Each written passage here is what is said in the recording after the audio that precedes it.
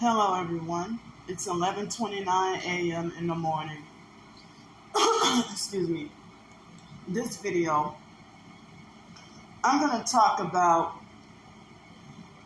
I'm going to talk about why I gave up on a Spanish translation career. So, when I was in elementary school, I guess it's probably 5th or 6th grade, I was, I was always interested in different cultures and, everything like that, different cultures. And so I really, at first, when I was a little kid, all I knew was black and white. But I didn't realize that I'm Creole, which is considered, Creoles call themselves black, no matter how white you look. I'm from New Orleans. New Orleans is considered a culturally diverse city. Excuse me. And so, excuse me for being so nervous while I'm trying to talk about this. Excuse me. So,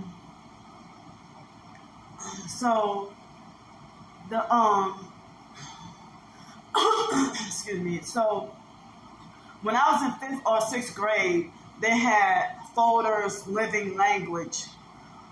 And the foster mom used to, she got me the cassette tapes. That was the easiest way to learn a different language. Better than penciling. So, and better than the Rosetta Stone. So, I missed that folder's living language. And I also used to try to check out books from the library. I was fascinated with different languages, and then, excuse me, I was in 7th grade, went to middle school, and tried to make friends with all the Hispanic kids. They didn't want to associate with me. And they used to bully, harass, and laugh at and pick on me and stuff. And, but when I was, at first I wanted to be, in elementary school, I wanted to be a bus driver. Then I wanted to be a teacher. No, I'm sorry. I wanted to be a bus driver. Then I wanted to be a police officer. But then I saw a traumatic incident with the foster dad, Al, getting arrested and going to jail. So that made me switch my mind and turn to wanting to be a teacher. And then, the foster family would say, bus drivers don't make no money, teachers don't make no money, police officers, they be making good money, but they're lying and say that they don't. But, so then I wanted to be a doctor, an OBGYN. I wanted to go into the Air Force. I wanted to go into the military. None of that worked out because I'm too disabled or whatever. So then, one day, I was going to college and I was majoring in biology pre-med. And then I had an incident with a rude nurse, who tried to falsely make me out to be a hypochondriac when I was suffering a viral stomach flu. And so then, the way she treated me that day made me switch my mind about wanting to be a doctor. So then, I try to switch my major to art. I try to switch my major to education. I kept switching my major and was confused. And everybody tried to talk about what's not a realistic goal. So one day, I was in my dorm room at Nicholls State University. And I was, the computer pop-up ads kept on, they kept on being ads about being a Spanish translator or a foreign language translator. So that gave me the idea of, Nicholls didn't have a Spanish major, so I went to University of New Orleans and I was majoring in Spanish. And I, with the grammar and everything, I excelled so well. but I had certain gang stalking family issues that affected my grades significantly, and I nearly didn't make it out of college. But I was so great, and the foster mom and the biological brother Mark, they were bragging to friends about how I had a 4.0 GPA in my major. When I was in high school, I was considered so smart in the Spanish that I passed the Spanish 2 proficiency exam. I tested out. And then I was in my junior year in high school and was taking Spanish 3 honors, and then I took Spanish 4 honors. And in high school, and like I went from Spanish 1, and then I tested out with the Spanish 2 proficiency exam. I even participated in the rally, even though I didn't win because of foster family issues when I was in foster care, and being bogged down on all those psychiatric medications. So then, I didn't realize until after I graduated. It wasn't until after I graduated from college and after I went through Hurricane Katrina, and then was going to University of North Texas and try to take some more Spanish classes.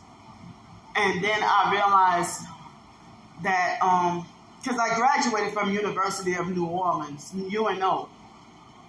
I bounced around for a few different colleges. So,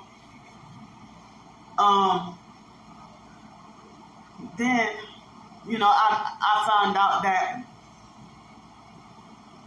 other than being a translator or an interpreter, the only Spanish career you can have is a teacher. And they said that you have to have over a 3.0, in which I didn't have a 3.0 in order to get jobs to be eligible to be a teacher. But after Hurricane Katrina, when I took up a Spanish translation class, maybe a couple of translation classes and an interpreting class. And due to my disability, I can't do interpreting, but I probably could do the translating. But I even lived in Los Angeles. I had really no friends, socially isolated due to the gang stalking. And, I didn't really have anybody calling me up, trying to talk to me and stuff. So I studied in Costa Rica in 2005 before Hurricane Katrina for 5 weeks, and that was the closest to fluency that I ever got. So I don't even have a social life, even speaking English, but this is the language that I've been speaking all my life. So English. So with Spanish, I didn't realize also that I've been blacklisted from employment. And a lot of people doubted me, and I did not know until recent years that I could have been set up shop to be my own, self-employed. But I didn't know how to go about doing it though. That I could have been my own boss, but I didn't know where to turn to try to be my own boss with being a Spanish to English translator. But people would try to tell me that nobody's gonna hire me because I'm a black person, or that they wouldn't hire me because of my disability. But it seemed like they only hire Hispanics to be English to Spanish or Spanish to English translator. But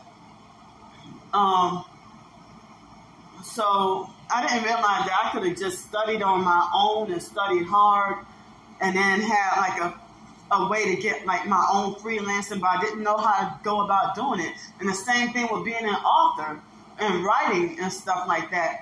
So I just recently, within the past few years, started writing, being an author. I usually write my own journals and diary and everything, and blogging, but I've been doing that for quite a long time. But actually writing fiction, short stories, I like to do that on my own. I don't like people trying to control or interfere with what I write. And so, yeah, due to the gang stalking and being blacklisted from employment, that's why I gave up on the Spanish career.